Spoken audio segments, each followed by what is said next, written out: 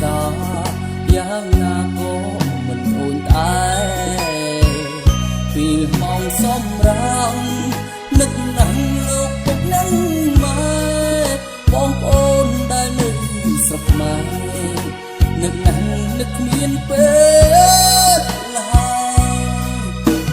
ធ្វើការនៅស្រុកគេហត់លេងទេតែនៅព្រមបានគុំប្រាំងខែប៉ុន្មានផ្ញើទៅស្រុកខ្មែររាល់យប់ខ្ញុំលួចយំតែអត់ទ្រាំគុំពុកនឹងម៉ែទ្រុំធ្លាប់សាមលេងទេរស់នៅខ្លួនមួយដល់ខែបើករីរីបានផ្ញើទៅផ្ទះក្នុងចិត្តសែនរំភើបណាស់អ្នកផ្ទះក៏សែនក្រេកអរពុកម៉ែសប្បាយឥតព្រួយពេលឃើញកូនអទឹកចិត្តស្រឡាញ់ស្មងស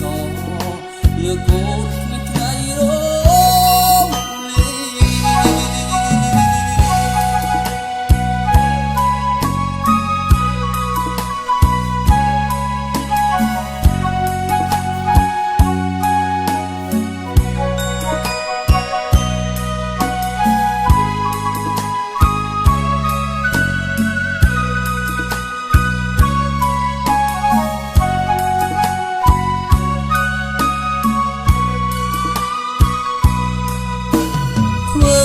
នៅស្រុកគេ